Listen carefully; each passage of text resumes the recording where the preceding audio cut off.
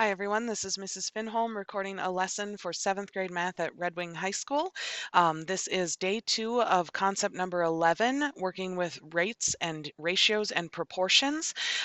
Students, at this time, please pause your video and get out your student workbook and a pencil and open it to lesson 3-3, which opens on page 175. All right, now that we have our student workbooks out for regular Math 7 and we are open to lesson 3-3 on page 175, let's jump in and build off of what we learned together yesterday. So we're going to look at using proportional relationships. Concept 11 is all about proportions. So let's look at this warm-up problem on page 175. Weight is measured as a force affected by gravity. The moon's gravity is less than the Earth's gravity. So if you've ever watched Magic School Bus or the astronauts reading from space, you see them floating in the air, right? That's because there's less gravity out in space. And so we can use this. So this is an actual real world application of figuring out how gravity affects our bodies in space. Lots of research has been done on this. So you'll notice here on Earth, a dog weighs 90 pounds and a little bunny weighs 4.5 pounds. And on the moon, a dog's weight is only 15 pounds. So we want to know, how much do you think a cat will weigh on the moon? Explain your reasoning. And so you'll notice here now they don't give us a lot of all of the information we need. We have a bunny rabbit and we have a dog, and it says about. So first it asks us to use some common sense and some application knowledge about how much does a cat weigh on Earth. If we were in class together, we'd have a little discussion and we'd come to some consensus on this. But in general, maybe you're thinking your cat weighs about 7 pounds, or maybe you have a really chubby kitty at home who weighs more like 10 or 11 pounds. But for ease of setting up our math here, we're going to say that a cat weighs about 10 pounds. That might be heavier than your kitty at home, but we're going to go with an average cat weight of 10 pounds. We could, of course, Google search and find the average weight of cats as well.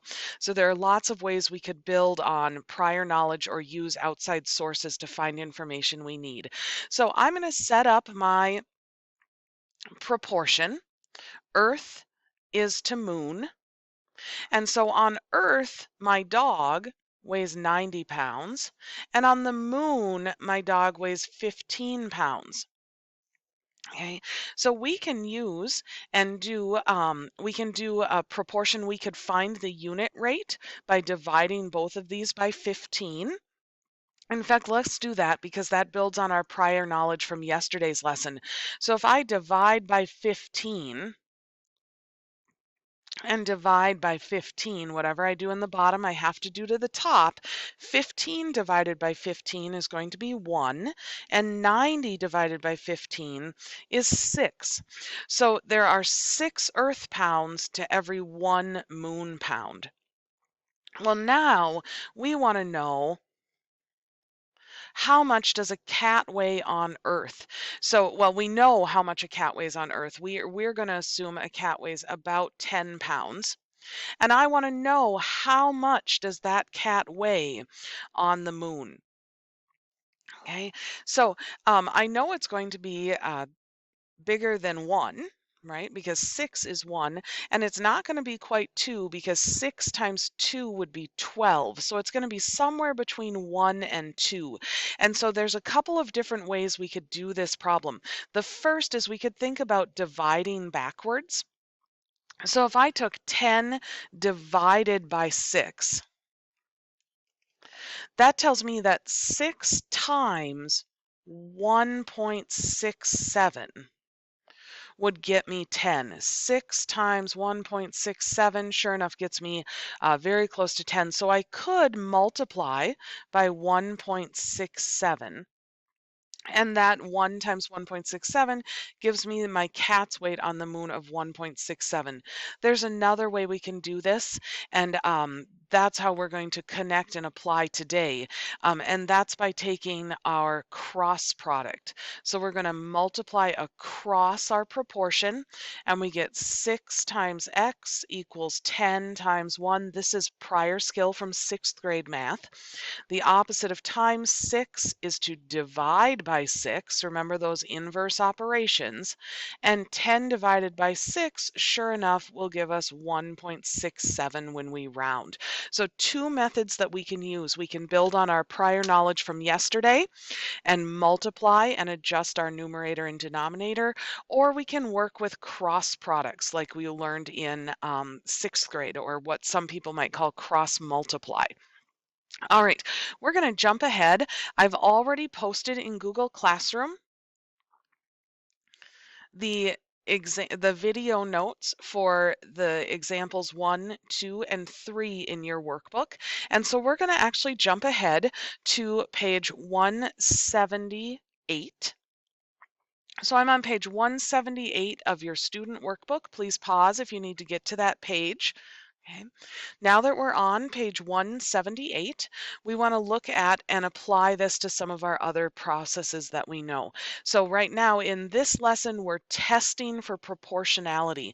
And you'll notice for 2 things to be proportional, their ratios have to be equivalent, or we have to be able to multiply or divide by the same thing to get each number. So let's look at a couple of example problems of this. This is number 4 on page 178 of your workbook. So to know if they are proportional, what we need to do is we need to test the ratio of y over x. Y over x. So I've got 5 over 2. Notice we're kind of reading that chart upside down to find each of these. 5 over 2. 7.5 over 3. I'm just setting up each fraction, and then we'll test them and divide them out on our calculator to see if they're equivalent. 12.5 divided by 5 and 18 divided by 8. None of these are nice whole number divisors, so we're going to have to use our calculator to find them out. So to turn a fraction into a decimal, access that prior knowledge and recall that we're going to divide our numerator divided by our denominator. So 5 divided by 2 is 2.5. 7.5 divided by 3 is 2.5. But remember, proportionality is all or nothing. So we have to check every single ratio that we're given. So 12.5 divided by 5 is 2.5. Looking good so far. And 18 divided by 8 is 2.25. So is this table proportional?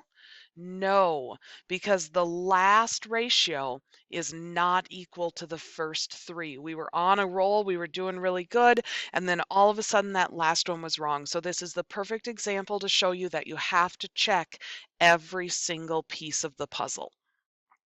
All right, so let's look at number 5 on page 178. This is the last one we'll do together here. So each triangle is equilateral. Equilateral means that all the sides are the same. So we could write in that little information. Okay. Is the relationship between the perimeter and the side length proportional? So in order to do that, first we need to figure out the perimeter. So I'm going to make a little chart over here, and I'm going to have my length and my perimeter. When my length is 1, my perimeter is 3, 1 plus 1 plus 1. When my length is 2, my perimeter is 2 plus 2 plus 2, which is 6. And when my length is 3, my perimeter is 3 plus 3 plus 3, which is 9. And so we want to know, are these proportional? Well, we could figure it out 2 different ways. The first was we could ask, what do I have to multiply by? 1 times 3 is 3. 2 times 3 is 6. 3 times 3 is 9. So yes, we multiply by 3 in every case, which means that these are proportional. We could also check them by doing the ratios. 3 divided by 1 is 3. 6 divided by 2 is 3. And 9 divided by 3 is 3. So either way we check it, we find that the triangle's perimeter to side length is proportional.